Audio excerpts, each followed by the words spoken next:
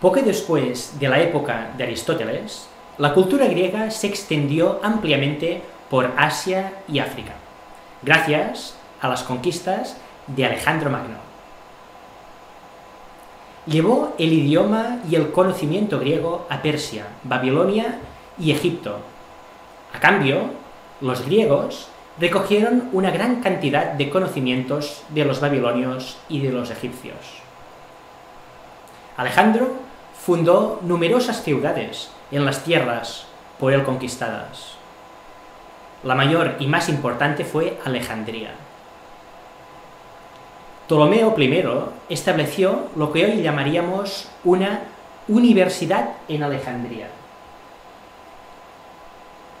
Congregó a todos los filósofos que pudo, ofreciéndoles apoyo y seguridad. Su hijo, Ptolomeo II, prosiguió su obra, reuniendo libros hasta que se convirtió en la biblioteca más grande del mundo antiguo. Bajo la influencia egipcia, su pensamiento acerca de la composición del universo y la naturaleza de los elementos tomó una nueva dirección. Según el pensamiento griego, lo ideal era más importante que lo material. Por el contrario, los egipcios eran un pueblo más práctico. Trataban ciertas piedras, calentándolas con carbón de leña, por ejemplo, para obtener metal de ellas. Fabricaron cristal de la arena y ladrillos de la arcilla. Prepararon tintes y medicinas y otras muchas sustancias. Los griegos dieron el nombre quemia a este arte, de tratar materiales con objeto de cambiar su naturaleza. Cuando los árabes conquistaron más tarde Egipto, colocaron el prefijo al, con lo que la palabra se convirtió en alquimia, y con el tiempo, alquimia. Los primeros artesanos mantuvieron estas técnicas en secreto. Esto se añadió al misterio que rodeaba a la alquimia. Veamos, pues, un alquimista en acción.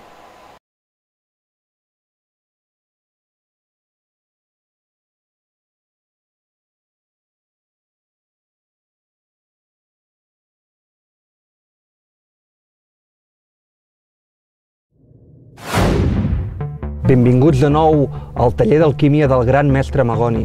Avui us explicaré un dels grans misteris del desert, el misteri de la serp del faraó. Diu la llegenda que la mòmia de Tutankamon té una gran maledicció. Si es barregen les restes de la mòmia de Tutankamon amb la sorra del desert i tot això s'encén amb el foc sagrat, es generarà una bèstia, un animal, la gran serp del faraó que portarà malediccions a la terra. Hem portat per tots vosaltres, dels misteriosos deserts d'Egipte, la sorra del desert. Faré un piló. Mireu, mireu quina sorra més especial.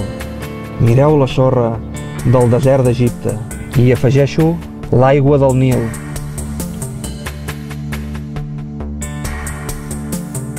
I faré un forat perquè hi càpiguen les relíquies de Tutankamon que estan a dintre d'aquest pot.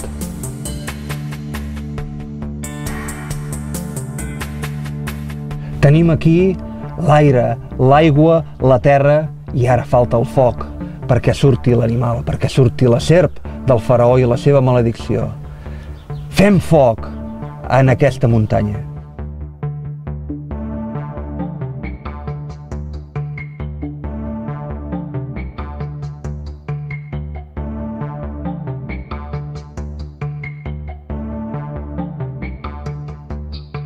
Mireu com apareix l'animal, mireu quants caps té aquesta vegada, cada vegada té una forma diferent.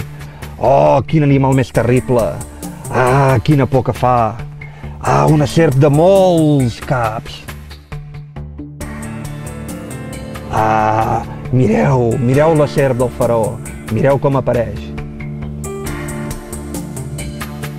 Ja hi tornem a ser!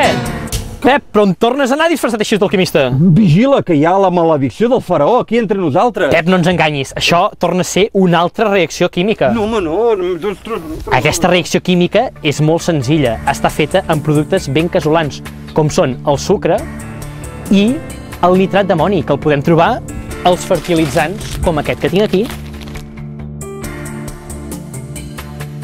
I el que ha passat aquí en aquesta reacció química és que el sucre s'ha carbonitzat, formant aquest carbó, el qual ha sigut inflat pel nitrogen que s'ha després de la descomposició tèrmica d'aquest nitrat d'amoni.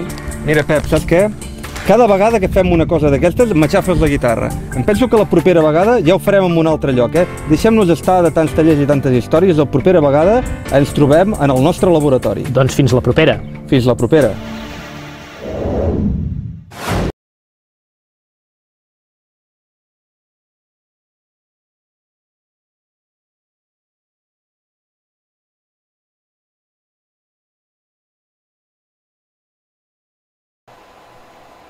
El primer escritor griego sobre alquimia que conocemos fue un hombre que trabajaba los metales, llamado Bolos Demócrito.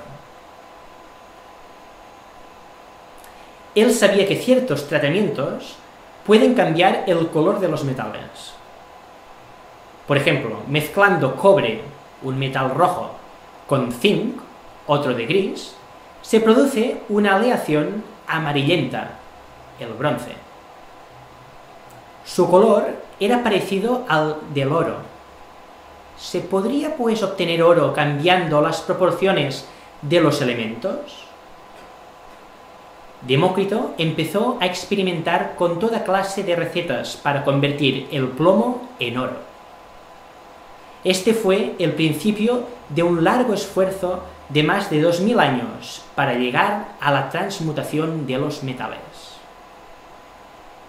En el siglo V, Alejandría se hundió como centro de conocimientos. El emperador Constantino hizo del cristianismo la religión oficial del Imperio Romano y se consideró como centro de la enseñanza pagana.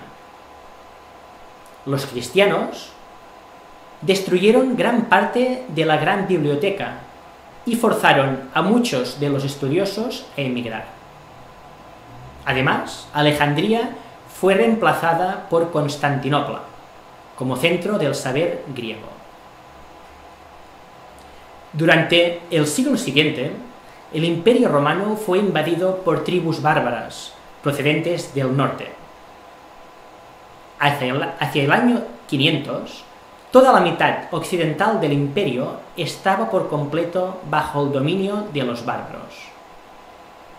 Y en el siglo VII, la mayor parte de la mitad oriental, incluyendo a Siria y Egipto, había caído en manos de la nueva religión, el Islam. El fundador más importante de la alquimia árabe fue Yabir. La vida de Yabir coincidió con el apogeo de la gloria de Bagdad en el siglo VIII. Al parecer, fue un alquimista muy cuidadoso. Escribió las fórmulas para producir un gran número de nuevos materiales. Además, no estaba convencido de que todas las sustancias estuviesen compuestas de los 4 elementos aristotélicos. Yabir se daba cuenta de que los metales y los metaloides tenían propiedades muy diferentes. ¿Cómo podían estar ambos compuestos del mismo elemento sólido, tierra? Los metales debían de contener algún principio especial. Este principio debía de existir en grandes cantidades en el mercurio, porque este metal era un líquido, por lo que debía de contener poca tierra sólida. Teniendo en cuenta que algunos metaloides ardían, Yabir pensó que debía de existir algún principio especial que confería la propiedad de ser capaz de arder. Decidió que se trataba del azufre, porque ardía con facilidad. Su principio de inflamabilidad fue por tanto el azufre. Yavir llegó a la conclusión de que todas las sustancias sólidas eran combinaciones de mercurio y azufre, es decir, de los principios que estos representaban. Los alquimistas persiguieron la transmutación de los metales con gran interés. Todos deseaban descubrir el secreto de la fácil riqueza. Buscaron una misteriosa sustancia, algún polvo secreto y mágico, que produciría la transformación en mercurio y azufre y formaría oro. Los árabes llamaron a esta sustancia mágica elixir, de una palabra griega que significa seco. La palabra se ha hecho de uso corriente entre nosotros como elixir. En siglos posteriores, los europeos, al pensar en el elixir como un material duro y sólido, lo denominaron la piedra filosofal.